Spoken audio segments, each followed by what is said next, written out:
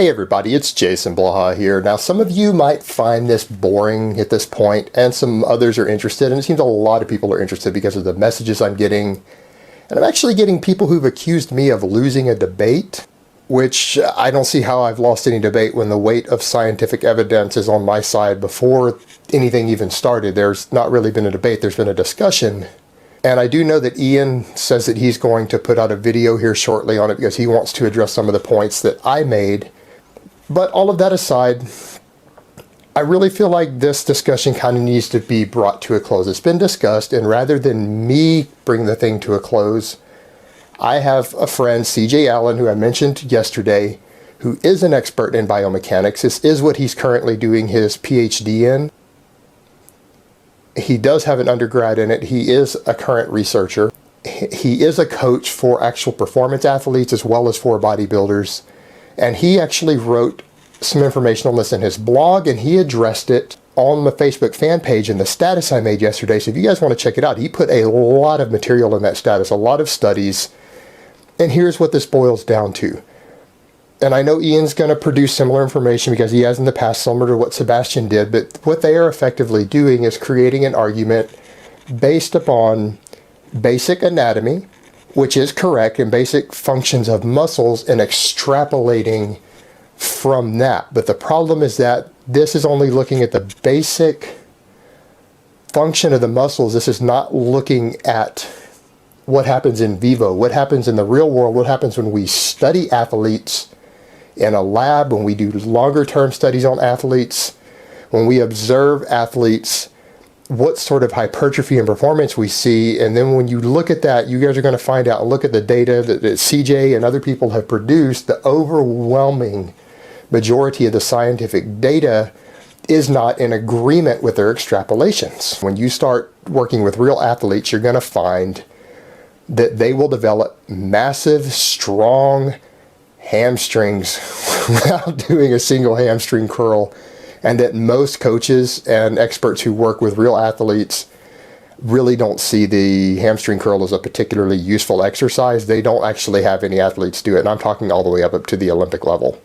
People who are winning gold medals in the Olympics and weightlifting, a lot of world record holding raw power lifters in the squat and the deadlift don't do leg curls. A lot of them don't even do glute ham raises, which I consider to be a far superior movement. And a lot of field athletes who need stronger hamstrings, who are concerned about knee stability and hamstring tears, their coaches, and this is at the professional level, simply rarely do leg curls. In that case, they'll generally have them do weighted glute ham raises. Which goes back to another point. I noticed even in this discussion that Johnny Candido is convinced, and he is a raw power lifter, and he is talking about doing leg curls, and I explained in a discussion over in Sebastian's comments that I really think this is a waste for Johnny. That if Johnny really and truly feels that his hamstrings need further development as a raw power lifter, he needs to consider performance, because if you're going to hypertrophy the hamstrings further using some movement, you can't afford to, as an actual competitive athlete, gain hypertrophy that doesn't carry over to your sport. And something like a leg curl has most of the resistance at peak contraction. There is no lift to where you need optimal strength at peak contraction for his sport, which happens to be my sport also, that if he felt he really needed it, he would be better off using a lift that strengthened the hamstring at the joint angle closer to what's going to be used in competition. And a weighted glute ham raise will do that far, far more effectively than a leg curl. A leg curl is virtually useless for them. The only sport I can think of in the world to where the leg curl is useful is equipped powerlifting for the squat. Not for raw powerlifting, and I can't think of really any field athlete that it's useful for. And even for a bodybuilder, there are simply better movements out there. Which goes back to when you look at people and their development, you have to step back and don't look at the IFBB guys because their drug use is astronomical. When you look at natural bodybuilding, and you guys know my take on that, and you compare a lot of the natural bodybuilders there, even a lot of them with pro cards, and then you walk into, as CJ pointed out, and I've seen the same thing, you walk into a weightlifting gym and you look at a bunch of teenage kids or even 19, 20-year-old kids, you will see tons of them with quad and hamstring development that is superior to a lot of your natural pro card holders. dramatically superior, including the hamstrings, and they don't do any isolation work at all. For their lower body, you very rarely see any. A lot of them are squatting 6 days a week. A lot of them are doing different types of pulls 6 days a week. But they're not doing leg curls or leg extensions, and yet their build in the lower body dwarfs them, and it's because their training protocols are simply superior to the bodybuilder mindset regarding this. So they're going to put on more hypertrophy in those areas just by doing the basics at such a high workload and a high frequency. And people will say, well, what about the drugs? And I will say to you, well, what about the drugs in natural bodybuilding? You got to be realistic. Olympic lifting at any level, even at the teenage level, has far more stringent drug testing than the most strict natural bodybuilding federations anywhere in the world. And I mean massively more so. So you can't even use the drug argument there, because natural bodybuilders simply have access to far more performance enhancing drugs that will still let them get through than these kids do.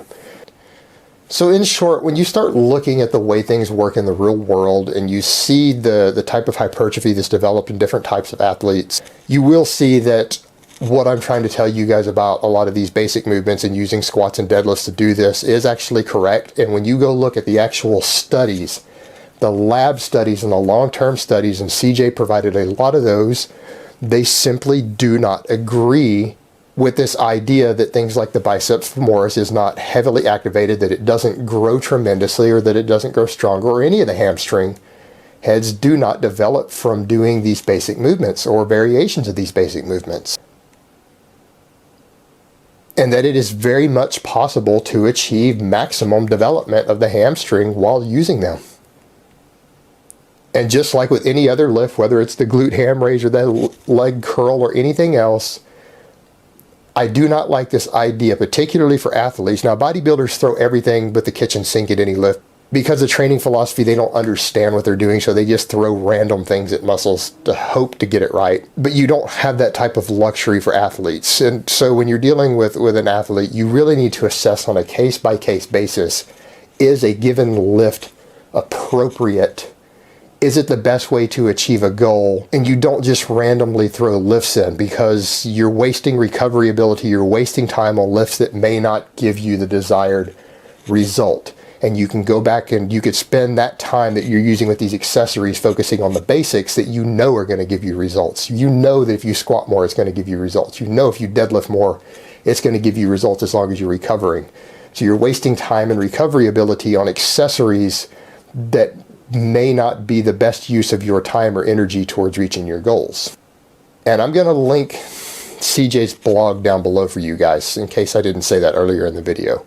Alright guys, that's really all I have to say on that today. I hope it has been informative, and I will talk to you guys next time. And I will try to get another video out later today. Let me give you guys a bicep shot before I go.